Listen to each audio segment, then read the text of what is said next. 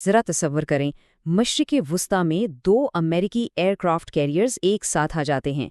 ये एक ऐसी तस्वीर है जो बेपनाह ताकत को ज़ाहिर करती है। एक ऐसी क़ुव्वत जो जंग शुरू भी कर सकती है और उसे बिल्कुल फैसलाकुन अंदाज में ख़त्म भी कर सकती है।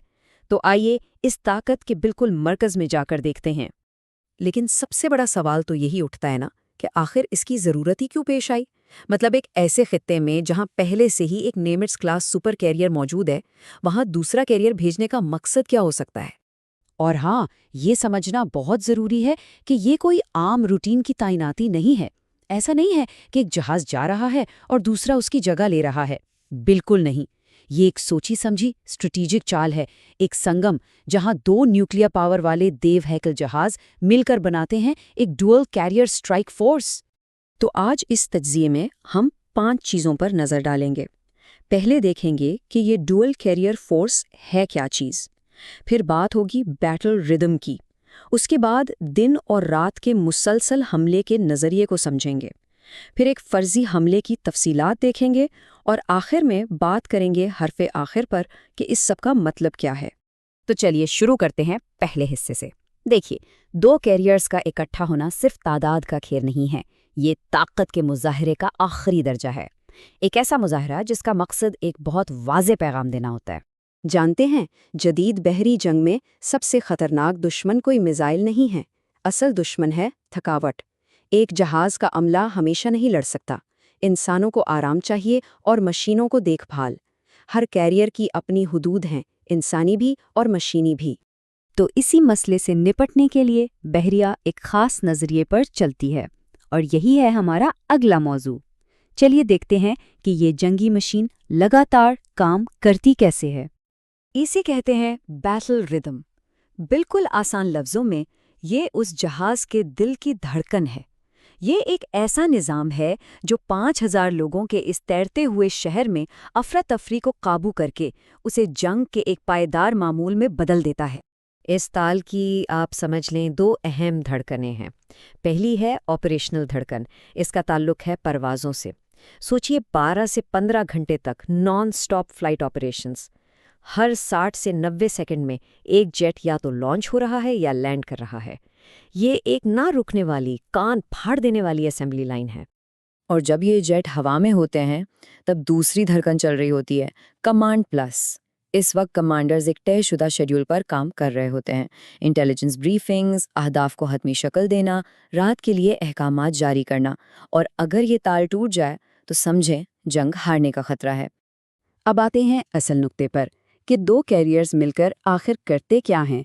वो एक ऐसी चीज़ हासिल करते हैं जो एक अकेला कैरियर कभी नहीं कर सकता, यानी 24 घंटे 7 दिन मुसलसल फ़िज़ाई हमले, हर वक्त बिना रुके।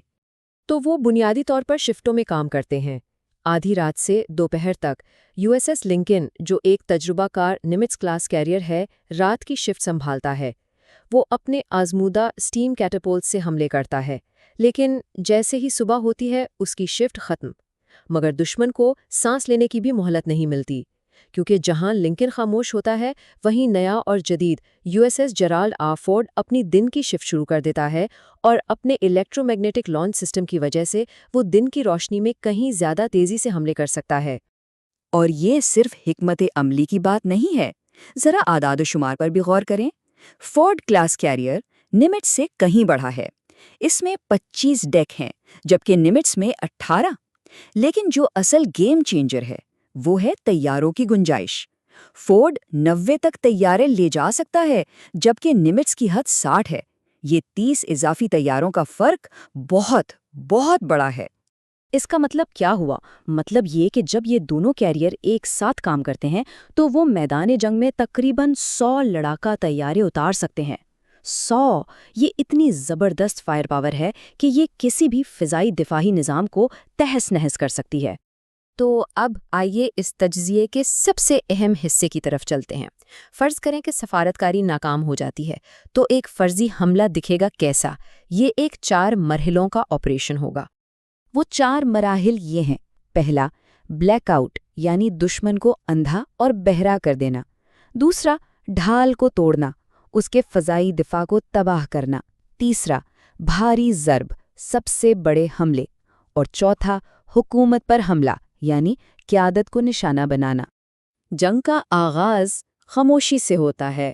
اس سے پہلے کہ ایک بھی میسائل فائر ہو، پہلا مرحلہ ایک غیر مرئی حملہ ہے جس کا مقصد ہے دشمن کو فوری طور پر مفلوج کر دینا۔ کیسے؟ اسپیس فورس ان کے مواصلاتی سیٹلائٹس کو جام کر دیتی ہے۔ اس سے کمانڈ کا اپنے فیلڈ کمانڈروں سے رابطہ ٹوٹ جاتا ہے۔ ٹھیک اسی وقت U S cyber command power grid میں پہلے سے نصب کیے گئے میلویئر کو متحرک کر دیتا ہے۔ نتیجہ بڑے شہروں میں اندھیرا، ریڈار آف لائن اور قیادت بالکل گھبراہٹ میں، اندھی اور بہری۔ اب جب دشمن پوری طرح افراتفری کا شکار ہے، تب شروع ہوتا ہے دوسرا مرحلہ۔ اب مقصد ہے اس کی ڈھال یعنی اس کے فضائی دفاعی نظام کو توڑنا، اور اس کے لیے ایک جال بچھایا جاتا ہے۔ سینکڑوں چھوٹے چھوٹے ڈیکوائز یعنی نقلی اہداف ہوا میں چھوڑے جاتے ہیں۔ دشمن کے ریڈار آپریٹرز کو لگتا ہے کہ ایک بہت بڑا حملہ ہو رہا ہے اور وہ اپنے ریڈار آن کر دیتے ہیں، اور بس یہی وہ غلطی ہے۔ جیسے ہی وہ ریڈار آن ہوتے ہیں، F-35 اور F-22 ان کے سگنلز پر لاک کر کے انہیں اینٹی ریڈیشن میزائلوں سے تباہ کر دیتے ہیں۔ اس طرح ان کا فضائی دفاعی نظام صرف دبایا نہیں جاتا بلکہ ختم ہو جاتا ہے۔ اب آسمان صاف ہے، دشمن کا دفاع ختم ہو چکا ہے، تو اب آتے ہیں بھاری ضرب لگانے والے۔ یہ اس حملے کا سب سے اہم مرکزی حصہ ہے۔ اس مرحلے میں B-2 اسٹیلتھ بمبار سب سے سخت اہداف جیسے کہ زمین کے اندر گہری ایٹمی تنصیبات کو نشانہ بناتے ہیں، اور یہاں ڈبل ٹیپنگ کی حکمت عملی استعمال ہوتی ہے۔ پہلا B-2 ایک بہت بڑا بنکر بسٹر بم گراتا ہے جو تنصیب کے مضبوط دروازوں کو اڑا دیتا ہے۔ پھر صرف کچھ سیکنڈ بعد دوسرا B-2 اپنا بم ٹھیک اسی گڑھے میں گراتا ہے۔ یہ دوسرا بم پہاڑ کے اندر جا کر پھٹتا ہے اور پوری تنصیب کو اندر سے ہی منہدم کر دیتا ہے۔ اور اب آخری مرحلہ، یہاں حکمت عملی میں ایک اہم تبدیلی آتی ہے۔ اب نشانہ صرف فوجی یا ایٹمی ٹھکانے نہیں ہیں، اب نشانہ ہے حکومت کی بقا۔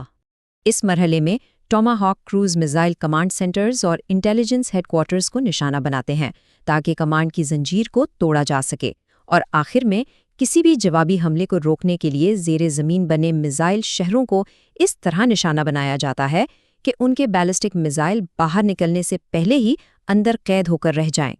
تو ان سب کا نتیجہ کیا نکلا؟